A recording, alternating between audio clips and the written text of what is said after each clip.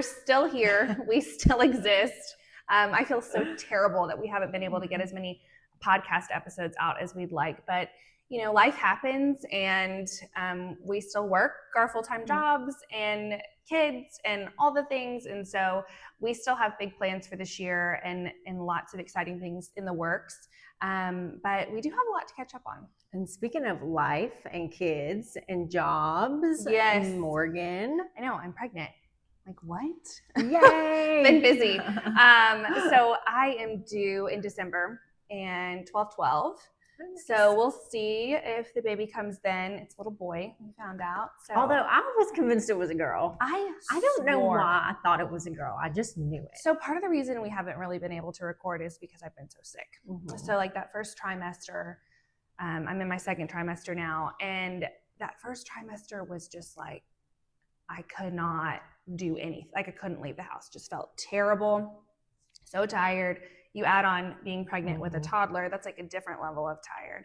And just being sick like all the time. And I was like, I did not have this with Jackson at all. Like I felt good the whole time. So immediately you're like, oh, this is different. I was 100% a girl. Like, this is a girl. This is a girl. And then I'll drop a picture of my face when I found out it was a boy. I was like, what? Like I was so shocked in the best way. I think it's going to be great for Jackson to have a little brother to play with, and our older kids are so excited. So it's exciting. That's so exciting. But, oh my gosh. And I was super pregnant with Jackson. He was due in July. And so he was actually due in August, but I had him in July.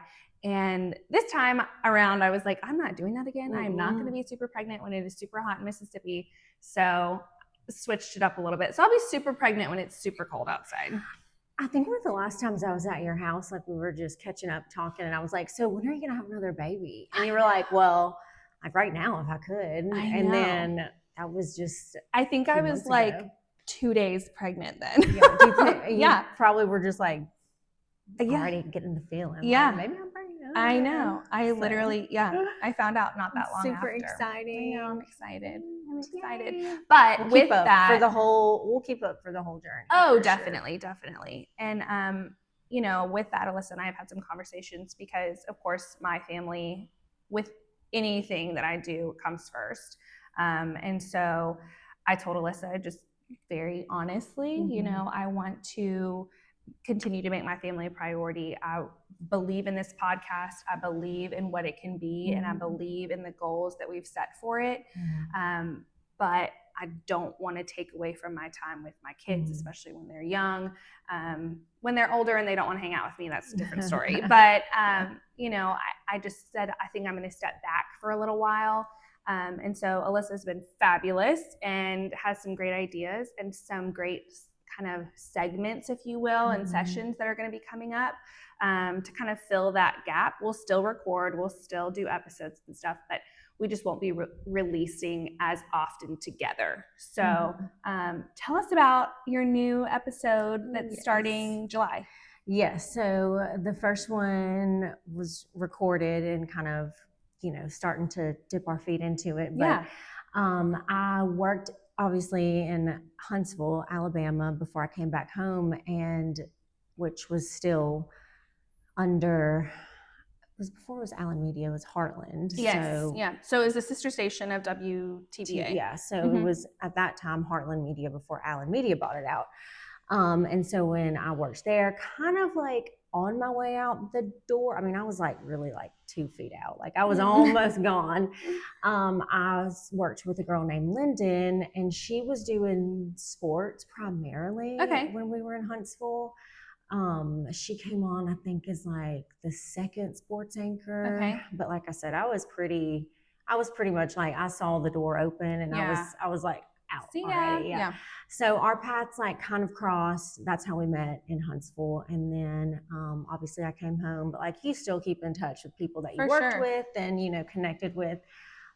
She ended up kind of getting out of sports and going to more news after she left Huntsville. She did news in Birmingham, so she was a morning anchor there, and kind of just got out of news in general. And is now in Nashville She's doing like some freelance work for Nice. Clay Travis's podcast, which cool. is like super unfiltered, like very unscripted. Yeah. Like that's just kind of her personality, which I think people appreciate. In this day and age, for they sure. want no agenda, they want no bias, they want no filter, and that's what she's all about when she does that kind of freelance work. So anyways, we are kind of teaming up just for like once a month. Yeah. And we are, before we do it, we'll kind of plan out, you know, a couple topics, 3 to maybe 5. And they don't have to be news, they can be entertainment, they can be trending topics, hot topics, whatever. And just kind of go in on them. So yeah. I'm so excited. Maybe we'll put something up on social to like get people to put in what they want you to talk about, or sure. You know, some topics. Because I think a lot of people do want to know, you know, what's the industry like. We've talked about that before.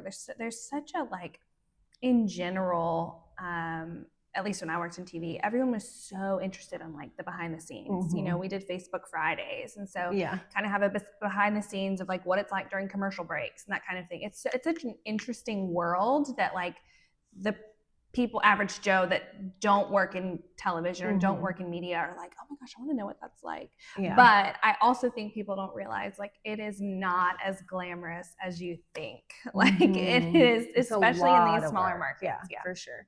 And I'm excited because, you know, obviously like us and this whole idea is kind of come together because we want to be just like transparent and open and honest, and we don't really have anyone to say you can't talk about this, or you know, you can't filter this or that. And so just kind of getting to team up with somebody in a different market, a different part. And like I said, she does this kind of stuff all the time. Like she'll go out on Broadway and like interview people on Broadway about just like outrageous, you know what, things, and it is so cool. The other day, like how hard it is as a reporter to get man on the street interviews and like just walk up to somebody, especially when you have like a full blown camera. Like I feel like a lot of people are more used to a telephone. Oh my God, what is this? 1990? Like a cell phone or something, somebody going up to them. But when you have a full-on camera and you've got a microphone and you're walking up to people, it's like jarring, you know, and you're so desperate. Like you're at some random gas station in some random small town and you're like, please tell me about whatever. And it is the most, from a reporting standpoint, like vulnerable feeling, because 99.9% of the time people are going to be like, no, I'm good. And honestly, for like reporting sake, like if we were to have, say we got a story assignment and they were like, Alyssa, go out and ask about, I don't know, go ask Joe Blow at this gas station, or find someone to give you reaction on, you know, the mayoral election. Like something that's hot topic. I've always struggled because I'm like, I don't care what they think. You know what I mean? But like the different, like when my friend goes out on Broadway, like which like Broadway's like a melting pot of people. For sure. So there was one she did that was like, the White House was not responding to people that used pronouns in their email signatures anymore. And so she literally was just going with people and she was like, do you use pronouns in your email signature? And they were like, what? Like it was hilarious because they were like, no, you know, and then some, and you might have people that don't even have an email. And some were like, what do you mean? What, you know, but like that kind of stuff is like, that's kind of like, that's more entertainment. But like for news aspect, I always struggle with like, I don't care what they think. And you're usually going to get some whack job that like that you really don't care what they think. No. And then those are usually the ones that air at 6 o'clock and people are like, can you find anyone better? No. And I'm like, seriously? Literally not. I asked everyone. Like everyone that, you know, would have given me an educated guess is not around. So here's what I've got. So anyway, I think that's gonna be a really cool series for you. And you just had an episode released a couple weeks ago with Ethan.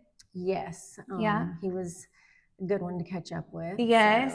So it was kind of, I kind of watched him grow throughout, his time at WTVA. We worked really close together. So, and I think we touched on it in that episode. Like, I was very protective over him because I was like, hey, like, for me, anyone who's young and this is what they're experiencing for the first time in broadcasting and journalism and TV, like, I never wanted that to like taint their view of what the business was like, and then them be like, I'm done, I'm out. Yeah. Had a bad experience. Yeah. I mean, it's not, don't let a bad day ruin what could potentially be a career. Now, obviously, if you don't feel like that's what you're called to do. But I was always like, I want this to be like, great he's just for a little you. Golden retriever. Everybody lay off. But he's doing great, and he loves his job at ICC. So he's a good one. So I think he's probably gonna and we've talked a little bit about it, try to help a little bit with like editing, because he's great, like technical. Love that. Need technical that. wise. He's edited podcasts before. He has the software and the talent to kind of really do that. It is a very like, you've got to have it. And I feel like I felt this way in news. You're kind of like a Swiss Army knife. Like, you've got to know how to do a little bit of everything, because especially in those smaller markets, like working on the morning show, you get there at like midnight, 1 a.m.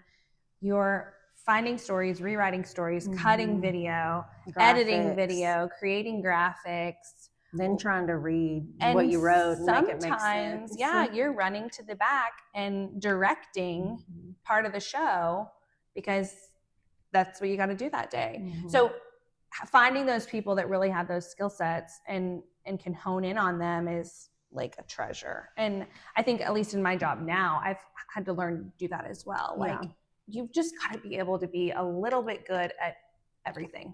It was funny when he talked about, because he was like, I was very much against reporting. Like, he was like, I'm not doing it. Like, I'm not going on air. People. I'm not doing it. I got hired to produce. I got hired to help with the web. Like, that's what I'm doing. And then he was like, then I made the mistake of doing a live shot that was like good. I mean, like, he was very good. I remember, and we were like, wait, like, we've seen people that have trained to do this and come out not able to do half of what you just did, and you just went out and did it. Nailed it. And so he was like, from that point on, there was no going back. It's almost like there a was curse no going if back. you're good at something, right? Like, keep going. I was like, well, that's the first mistake you made. Letting people know that you have the talent. You should have bombed that live shot. But it was good to catch up with him and just to kind of see, like, the different paths people have taken out of news, and reconnect with people that you were like literally family with. It's been really nice too.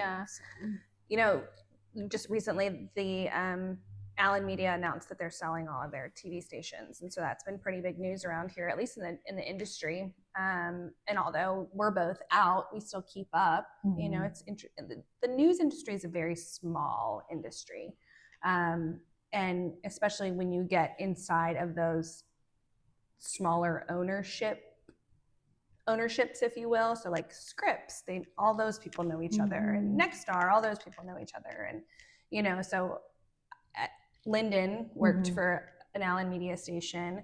I think it's I have a lot of thoughts on the TV station selling. I feel like it's time for sure, and I hope that whatever happens, I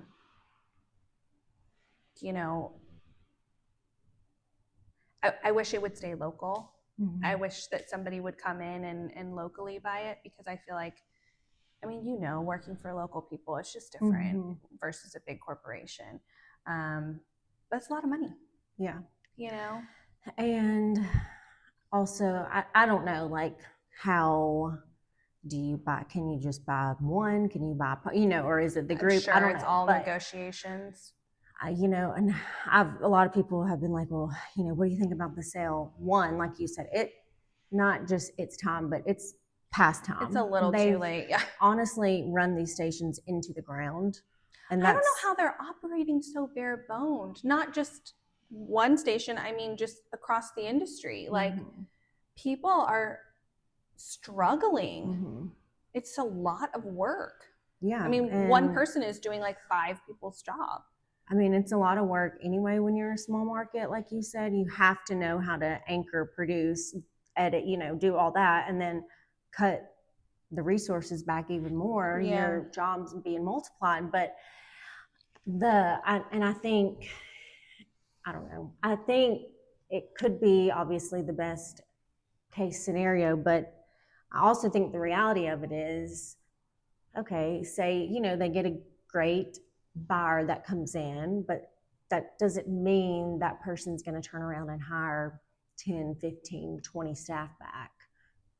I mean, that's not the reality, I don't think. Yeah. Because they're taking on a massive debt load. This is going to be a rebuilding for a long time. Yeah. Because of the damage that Allen Media has done. Yeah. And that's not an opinion, that's the fact of the matter. But I would hope that at least that would solidify that there wouldn't be any more cuts. Yes. But you don't know. I mean, you don't know. And obviously, like, sports, directors just lost their positions across Allen Media. So it's like, you've already announced you're selling your stations. And then just this week, sports directors were eliminated. So I don't understand the thought process there. And obviously I'm out of the industry. I don't think there is a thought process. Let's be honest. But I'm just like, there's not been a thought process for a long time with it. Why eliminate? You are in the heart of the SEC. We love our football around here. Who's going to cover that? And high school football, I mean, come August, first, like, the changes are going to be. Yeah. I covered Friday Night Fever. I love it. And when I was in college, I shot video for WTVA. I wasn't a reporter or anything. I just shot Oxford high school football. And oh my gosh, it was a blast. But I mean, what's going to happen with that? I mean, I think obviously we're still going to see some of that, but it's going to be very obvious. Well, again, you're cutting down your resources, so that have already been cut down. That's just hard. So it's like I said, it's beyond time, and the fact that you announce a sale and then continue to cut from your staff is just unfathomable to me. Yeah, it really is. Yeah, but like I said, hopefully this is the best case scenario. I'll believe it when I see it. Hey, I didn't think we were ever going to get a Target, and apparently we are. I'll believe that when I see it too. I literally say I will believe that Target when I open the front door and scan, put it in the bag, and walk out. Starbucks, and I'm pushing through the aisles. I literally will believe the Target when I don't even care when the ground breaks. I will believe it when the doors open. Yes, I want to be walking through. And I want to check out, and I want to make sure the checkout scans. Yes, the whole process. And I will be in the car with my bags in the back. It happened. Yeah. Yeah, when I can say it happened. Yes. Yes. But it's going to be so crowded for I know, yeah. months. I know. They're going to have to do something about the road out there. Yeah. And then, obviously people are all like up in arms and freaking out about the mall, going on. And I'm like, and people think it's closing. It's not closing. It's in foreclosure. There's a difference. That just means there's an opportunity for another buyer to come in and take over. And but it's not obviously closing. There's still very successful businesses in there. I mean, I'm, gonna plug Magnolia because look at them. They're in the mall, and that's just one of many businesses that are in there. One's very successful. Two is a part of a very successful franchise. The store and the businesses in there are fine. Yeah. The ones that have continued to bring their customers back in and know how to market their products and sell. I mean, they're fine. I took my little boy Jackson to the carousel on a Friday night, I guess it was when my dad was here, so a few months ago. That place was packed. I mean, I don't think I've been to the mall on a Friday night since I was like 15, truthfully. But I was like, oh my gosh. My husband and I could not believe it. I mean, it was so crowded. So I was like, this place isn't hurting that bad. No. You know? I mean, obviously it's changed, and definitely. What from hasn't? when all we pretty much had was mall shopping. You know, I didn't know. have online, but Yes. you know, it's also 2025. Yeah. So we just gotta adapt. But okay, so speaking of that, I love an online experience. But I also love like a girls' day and just walking in and out of a store and having your bags. And you recently had a little experience because you finally traveled over to New Albany and did a little shopping. I love New Albany. Isn't it so cute? I texted you. Was I there or was it right after? And I was like, I think it was right after. My goodness. I was like, first off, I've said it already, like New Albany and their downtown is so cute. The only thing that throws me off is when people park in the middle of the road. I know, but that's like, tradition. I don't know if these people are in the car or not, but I didn't know they had frozen yogurt. Yes. Brain freeze, the best. And so literally and all the cute murals all over town. Oh yeah, we took pictures. We were like tourists. People probably thought we were like from I don't know where, but we were standing on the side of the road. Like it's the best. Great restaurants. And all the little boutiques. Like we stopped so adorable. At like every single one. We went to Sugary's. Like oh yeah.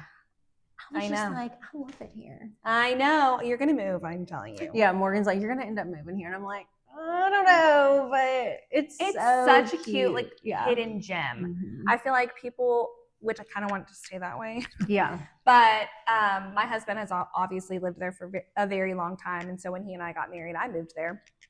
And it's just a great like central location, you know? Oh, yeah. You're halfway between Oxford and Tupelo. So like when McKinley, my daughter and I want to go shopping, we're like, okay, where do we want to go? Like, and you just pick, and it's fine. Or hey, let me just shoot up to Memphis real quick, or go to Target and TJ Maxx. Like everything, it's just so centrally located. I love it, and the downtown area is precious. So cute. The restaurants are fantastic. Nico's, Tallahatchie Gourmet.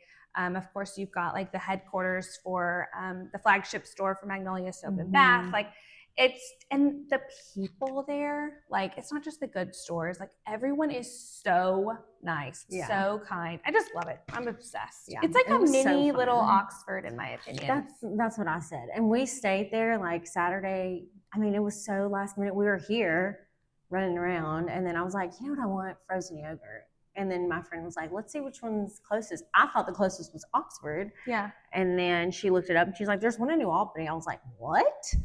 Let's go. Like, and then we just ended up making a whole day. Like we were there till like the stores closed. It was after 4 o'clock. And I was like, I love it here. I know. I told my mom, like, there was, I think it was Runway, maybe. They had so many pretty dresses. Yes. And I was like, next time we have an event like a brunch or, you know, something like that, like this is where we have to go. The cutest kids store. It's called the Bead Shack. Oh my gosh. I mean, like, yes. But again, like I said, the stores are cute, but the people that own them are even better. Nice. Like, it's just amazing. Yeah. Can't go wrong. Anyway, clearly we love New Albany. Clearly, yeah. And I'm like a tourist there. I'm like looking around like I'm in the big city. I'm like, I'm from Tupelo. Like, look at all this. People park in the middle of the street here. It's crazy. It is also easy to get around. Like, I feel like, yes, there's people driving through, but you're not like, you know, in the city, you know, gonna get hit. Like, it's safe. It's a great little place. But anyway. So cute. We love it. Well, we just wanted to catch up, kind of let you guys know, obviously, about the baby, and just that I'll kind of be taking a little bit of a step back. We really like hard launched into this podcast idea, and kind of came out with it, and then I was like, oh gosh, like hold on, I've got kids and a baby and on the way and all of this stuff. But I think what you've got going and the ideas that you have and the collaborations that you have coming up to kind of fill in those gaps is going to be great. And then in like, I don't know, 5-6 months, we'll just have a little baby I here with know. us. Yeah, we'll have a little like table in the middle with the baby here. So. It'll be great. Yes. But, be sure to tune in, of course, to Alyssa's episode with Lyndon. I think you're really going to enjoy that. A truly like unfiltered, raw episode. I'm so, just like, please, let's not get sued. Yeah, we'll be good. We'll be good. Well, y'all will be good. I'm like, be good because my name's on it. But Morgan's like, yeah, I'll be gone. But I'm just kidding. It'll be good. We're excited. But yes, don't forget Spotify. We're on there. Oh yeah, that's right. The episodes are on Spotify. We'll add those to YouTube. Yeah. I think everything is on Spotify now. So trying to cross post them is also tricky. Yes. So follow us on Instagram, Facebook, of course, Spotify, and YouTube. That is Off the Record 662. And have a great day. Bye.